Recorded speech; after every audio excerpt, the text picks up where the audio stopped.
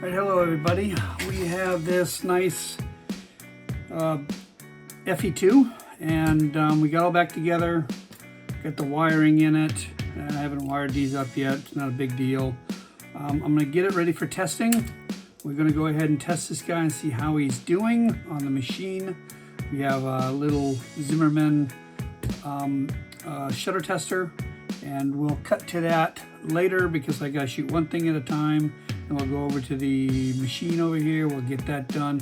I'll show you how I adjust it and what tolerances we're looking at, and we should be all, things should come in really nice. Okay, so to prepare it, first of all, we need an ASA dial. We don't know where my ASA is sitting. It could be there, who knows where 100 ASA is.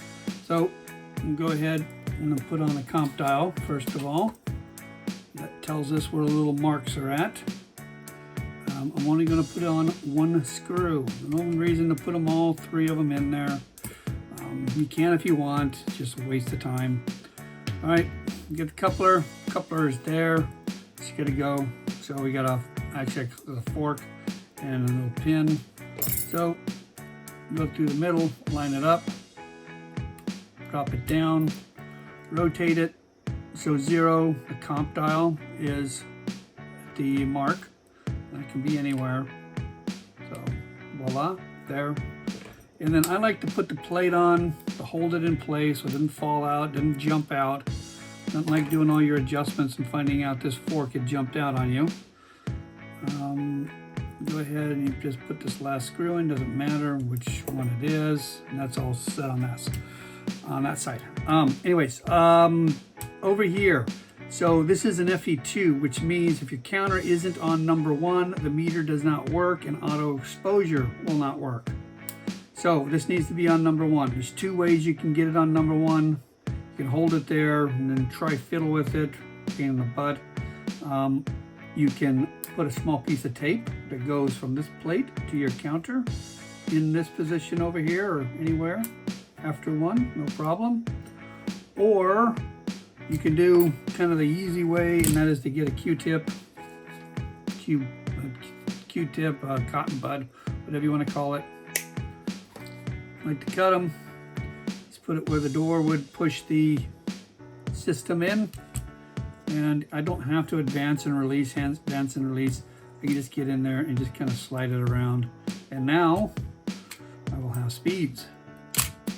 So get the Q-tip in. There we go. Voila. It's all set, ready to go. Put this at whatever speed I want to put it and start it at.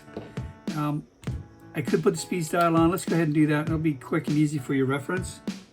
I don't really need it. I can just look inside the viewfinder, but it's really hard for me to videotape inside the camera's viewfinder.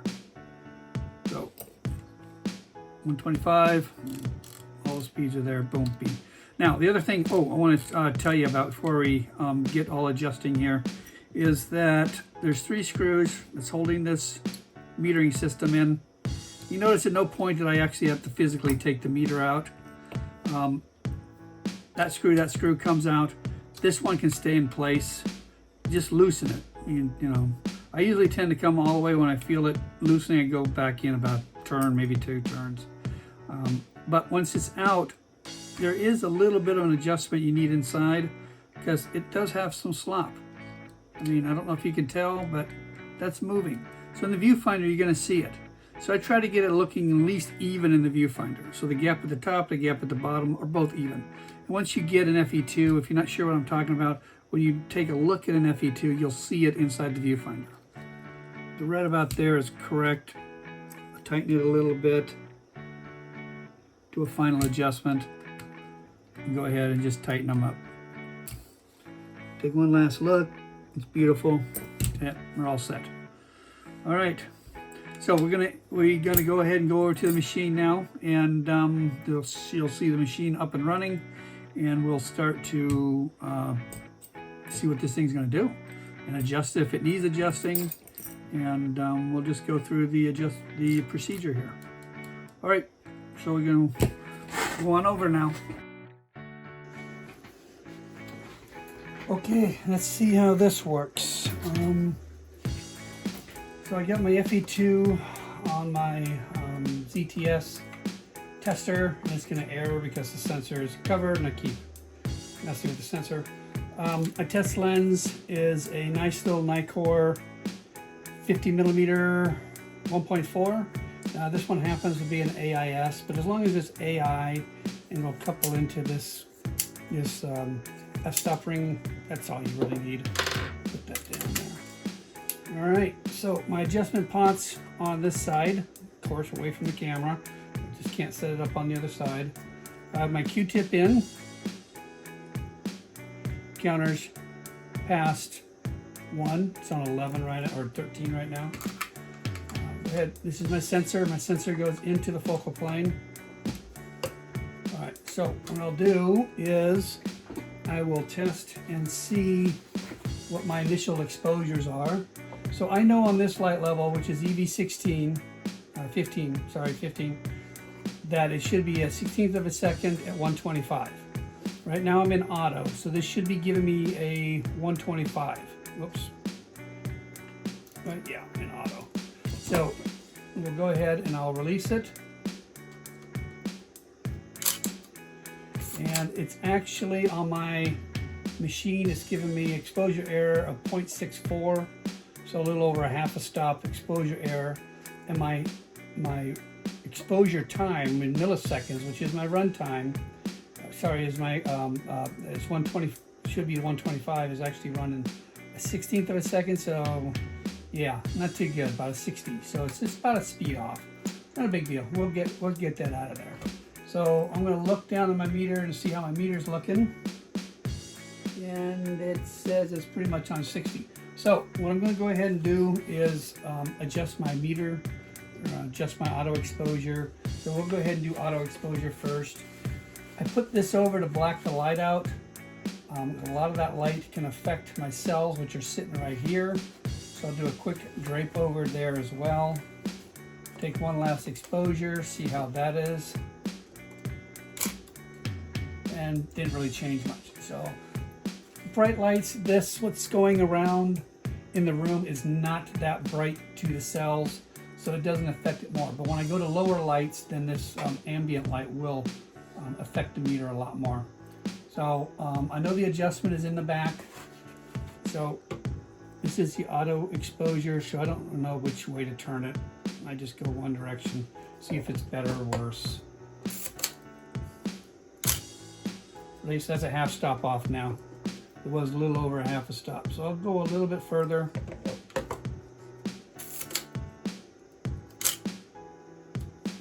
.09, that's a 1/10 of a stop.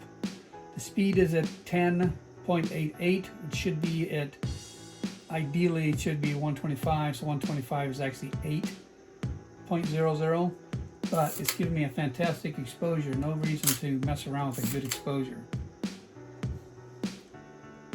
Meter, once I did the adjustment on the auto, the meter just came down right where it should. That's why I didn't go after these two, adjusting my meter right away. If I adjust my meter right away, it throws auto off even further. And then you adjust auto and it throws the meter off, so you're constantly chasing yourself. So on this one, I always like to do auto first. If auto works, it'll also change the metering inside, and the needle will move when you adjust auto. And yeah, sometimes like this one just came right around. So I like to go to 125, and I'm gonna keep on auto for a second. Hold on. Let me go down in light levels. So this is EV12. So let's see just what's this supposed to be. Should be a pretty slow shutter speed. You can hear that. 0.07 is my error. So it's not even a 1/10 of a stop. Let's over the top to make sure I'm not getting any extraneous light in there, and it's just doing beautifully. Oh, come on, where's my release? There it is. Oh, no big deal on that one. That one's looking really great, and it should be a 1/15 of a second. It's right on the money. So this camera did not have a lot of fussing around. I didn't even have to adjust the high and low. If I would have had an issue, with the camera, I would have adjusted the high and low potentiometers, but everything's just like really right on the money. and I like it. It's giving it good exposures. It's going to be a beautiful camera for someone to have. And I just tend to release a few times and check all my speeds, so I can go all the way starting at 1 second. Oh, did I start at half a second? Yeah, I started at half a second. And it should be 1 second there. Boom. Half second. Nice 0.8. Sorry, 487 milliseconds. So that's right on. 250 should have been. So I'm looking at my speeds. I know what I should be getting. I've been doing this a long time. Checking my speeds. Should be a 33. It's a 30. It's perfect. 60. This should be a 16. It's giving me a 15. That's really nice. I know some people might say, "Oh my God, you're not perfect." You'll never get them perfect. You need to know when to stop and what the factory tolerance is, and this is well within factory tolerance. Factory tolerance in this thing is about a half a stop. Nikon doesn't ever really like to get past a half a stop on anything, but it will on the older stuff, but nothing that's newer like the FE2. But if you're looking at an FE, the FEs actually go up to 0.6 on their errors. But very nice. So this is a really good camera. Pretty much everything I need that I've done. So I'm going to go ahead and stop this. I'm going to go ahead and then prep it for putting the top on. And we'll put the top on and checking again. And then we'll be done with it. And we can put it up for sale and know that this is going to go out. The customer's going to be happy. And it's going to stay out, the most important thing. And all exposure should be fairly decent. Alrighty, thank you for watching. Please leave any comments if you are confused by anything that I did. And please subscribe. Take care. Bye-bye.